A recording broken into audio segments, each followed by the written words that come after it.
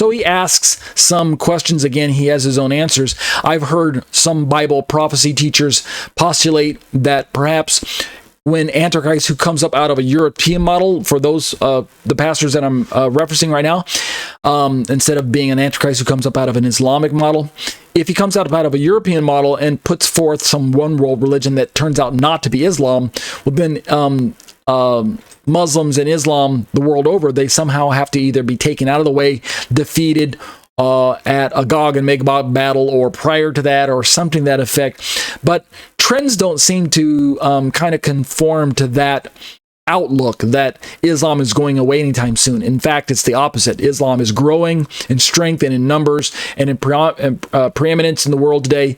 And like I said earlier, by many estimates, in as short as maybe 20 years, it will overtake Christianity as the dominant religion in the earth today. In many cases. So let's keep reading Joel Richardson. For years, he says, I questioned the Lord about these particular issues. In time, as my knowledge of Islam deepened, the answers to my questions became very clear. This book, he says, is my attempt to share with you what I have learned. So we're reading through the conclusion to chapter 1 of this particular book, The Islamic Antichrist by Joel Richardson. He continues, I understand that this may sound like a strong statement to make, but I believe that the information presented in this book will establish the fact that Islam is indeed the primary vehicle that will be used by Satan to fulfill the prophecies of the Bible. And we're talking about prophecies that primarily talk about Antichrist and the final beast, but fulfill the prophecy of the Bible about the future political / religious / military system of the Antichrist that will overwhelm the entire world just prior to the second coming of Jesus Christ. So that's his take. That's the introduction. That's the conclusion to chapter 1 of his book. We're going to turn now to chapter 5 and start looking at the Islamic Antichrist in more detail. And as I mentioned, to the degree that if you're listening to this audio file, this MP3 file, this podcast, and or you're watching the YouTube video, or you're just doing the study in some other fashion along with my own notes, or you're doing your own studies using other resources like some of the ones that I mentioned earlier, you owe it to yourself to consider the very strong possibility / probability that as a Christian, you might not simply be whisked away and raptured away before many of these events begin to be unfold before our very eyes. There are many pieces that are already in place that would allow for some world ruler to step on the scene to begin to create a semblance of peace in the Middle East between Israel and her neighbors, so much so to the point that this facilitates a third temple, an interim temple being rebuilt, the sacrifices being reinstituted, and then within that scenario, we can have the Antichrist taking off his mask at the midpoint or a few years into that contract with Israel to begin his campaign of really overtaking Jerusalem as his headquarters, besieging it, murdering Jewish people and anyone who would oppose him. And thus, we can begin to realize that if we're around during those events, then wow, we didn't get raptured away before the tribulation began because, hello, we're right in the middle of it. So do yourself a favor and be prepared either way. Oh, would I love that pre-tribulational rapturism would be accurate. I mean, that God just snatches us away before any of the bad stuff happens. I don't even have to see Antichrist or understand any of his targeted tribulation against Jews and Christians. I mean, my heart goes out to those folks who will be stuck here if I myself am taken out of the picture. But the point I'm trying to make, and you can tell, is that what if I'm wrong and that the rapture takes place a little bit later into the tribulation and into the 7-year period, right? What if mid-trib is right? What if post-trib is right? Or what if pre-wrath is right? The position I hold to. All right. Having said that, let's turn to let's find it here. Let me scroll down to the index of the book and find the chapter I want to look at. So the notes that we're going to be using are borrowed from chapter 5, comparing the biblical Antichrist and the Mahdi. So this is the chapter that we're going to be looking at. The other chapters of the book, again, you're certainly welcome to read them on your own, but I'm not going to be dealing with them here in this particular study. So this is the part where we have the one-to-one correlation between the biblical Antichrist and the Islamic Mahdi, where there's a one-to-one correlation between these two figures. And again, the irony is that according to Islam, their champion, their main primary good guy that they're going to be welcoming with open arms is what the Bible describes as the Antichrist, the very person who is the one who's going to deceive humanity, the primary tool that Satan's going to be using, the puppet, the minion that Satan's going to be using as his primary figure, the one that John calls the beast, the one that the Old Testament calls the little horn, or the man of lawlessness that Paul described in Thessalonians. He goes by many other names in the Old Testament as well, Gog, and the son of destruction, and things like that. So let's read about this person, the Antichrist, as seen through the lens of Islam. Again, most Muslims don't see him as a bad guy. They see the Mahdi as a good guy. So this is why it becomes all the more relevant and important for us as Christians, as we're going to maybe find ourselves witnessing to Muslims or ministering to them to help to get them to see that their own eschatology story contains a primary figure that they're going to be welcoming, but that may in fact turn out to be Satan incarnate in all practical purposes. That's cause for alarm right there. Let's read Joel Richardson's notes. He has to say this: most people who haven't even read the Bible have heard of the man known popularly as the Antichrist. And again, we're talking about a figure in eschatology circles who goes by the name of the Mahdi, or the 12th Imam, or something to that effect. So they're not going to call him the Antichrist, and they're certainly not going to think he's the bad guy. And I don't think they're reading the Bible and realizing that what the Bible describes as the Antichrist is truly their Messiah type figure. I don't think, if they had that inclination as Muslims, I think they would probably begin to simply either just throw the Bible out and say, well, the Bible's wrong. That's not the word of Allah. Right? That's not what Muhammad predicted was really going to be happening. That's not hadith or anything. So they would probably just reject the Bible as being false at that stage.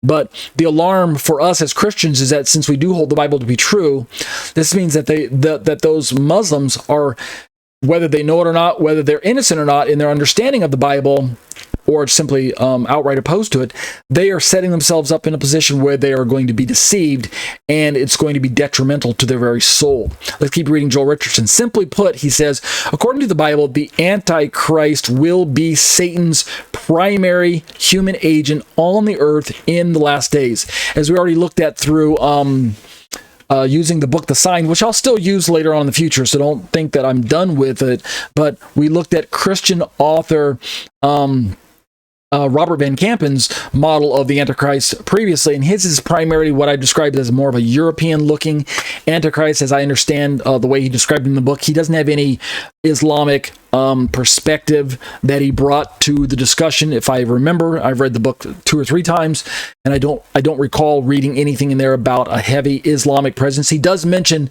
the fact that Islam is one of the major players at the end of the day. I think all true Bible prophecy teachers have to recognize that Islam is a major player on the chessboard. The difference between many of these discussions is how important they factor in to the discussion. But Joel Richardson is going to put forth a theory or hypothesis or a position, a model that, again, might be new to many of you. Some of you write into me and leave comments on my YouTube videos or telling me, I've never heard this before, Ariel. Why are you pulling this out of left field? I'm not. All right, this is not something that's being pulled out of left field, which is why I've mentioned some of the other teachers that are already teaching this material. I myself am a little bit new to it. Admittedly, I'm new to the game as well, so don't be embarrassed if you've never heard this. I just picked up on this year.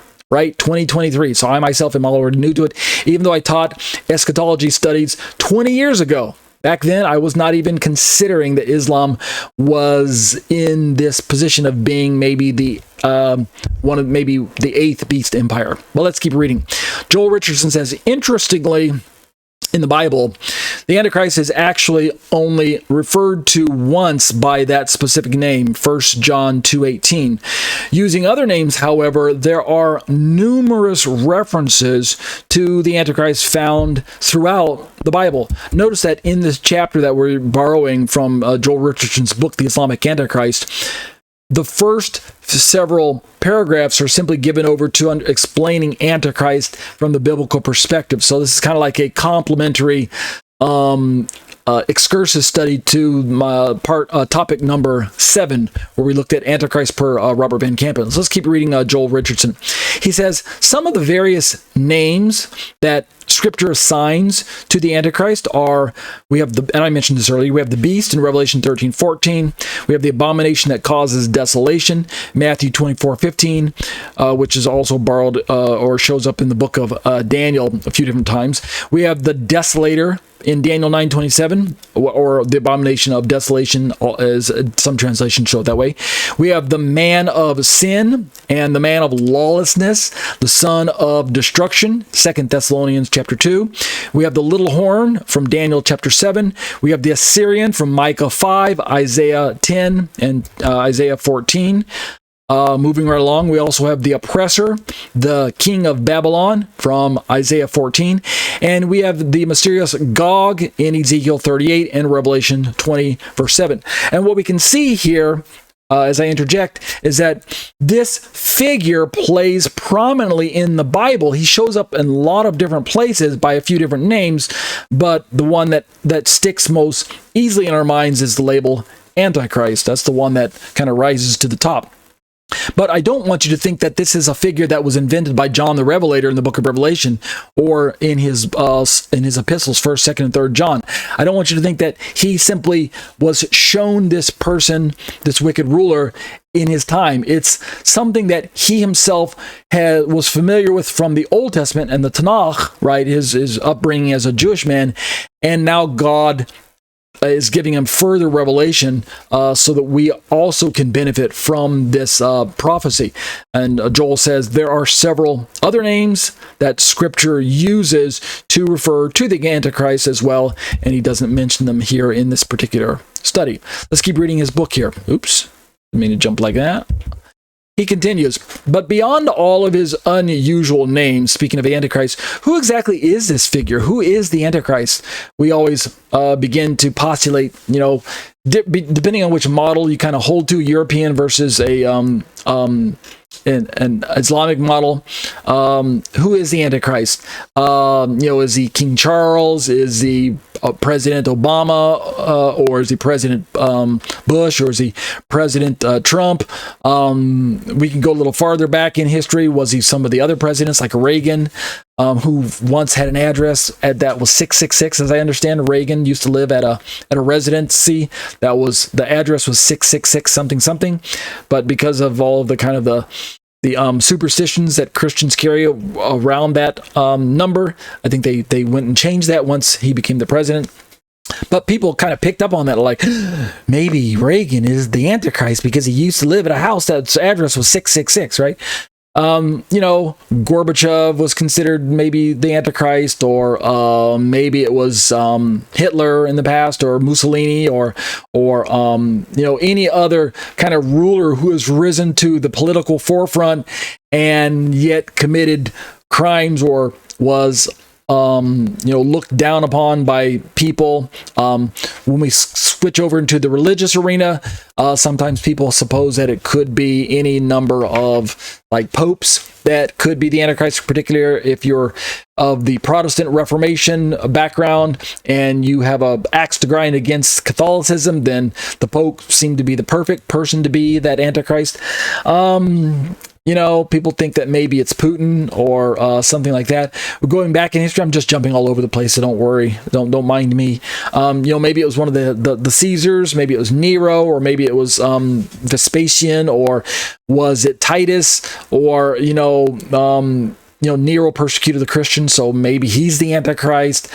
We've also seen, obviously, Antichrist prototypes and foreshadows in Antiochus Epiphanes and Haman and the Pharaohs, and anybody who was in a position of leadership that persecuted the people of God. We also see Antichrist figures and types in people who started out as belonging to us as good guys and then either turned their back on us as believers or good guys and became apostates. Solomon is put forth as a type of Antichrist because he lost his mind and did a lot of wicked things. King Saul, who disobeyed God, a type of Antichrist figure as well. Was it Judas? It's because he shares the same title, son of perdition, as the Antichrist himself, right? Twice in the Bible, 2 places where that phrase shows up. So the question is, who is the Antichrist? Let's look at Joel Richardson's notes and let him give his own perspective. In this chapter, he says, we will review a few of the primary descriptions and actions that define just who the Antichrist is according to the Bible. I don't believe that Joel is going to put his finger on one particular person.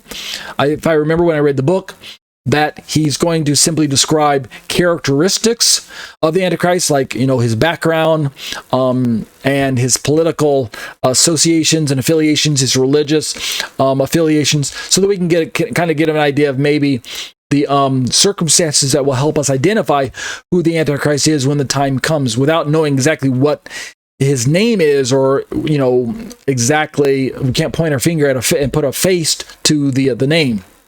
Let's continue.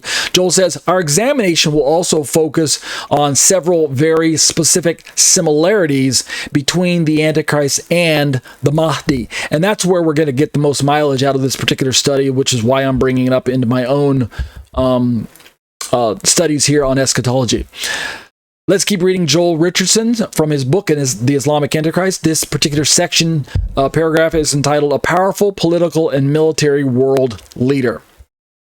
He writes, from the Bible, we learn that in the last days, the Antichrist will emerge as a man who will lead a very powerful world empire, the likes of which history has yet to produce. This powerful leadership role of the Antichrist is first described, Joel says, clearly in the Bible by the prophet Daniel. And of course, that's why we also went through Daniel's notes first in this particular topic. I wish we could have done a more deeper dive, but we went through specific parts of chapter 2, chapter 7, and chapter 9. And I recommend you go back and read the book of Daniel. I mean, it's a short book, 12 chapters, but go back and read it and pay careful attention to the chapters that I just mentioned. 2, 7, 8. Really just go 2 and then skip over to 7. And then from 7, read to the end of the book. 2 and then 7, 8, 9, 10, 11, and 12. And that's where you're going to begin reading more about the military and political campaigns of this ruler known as Antichrist.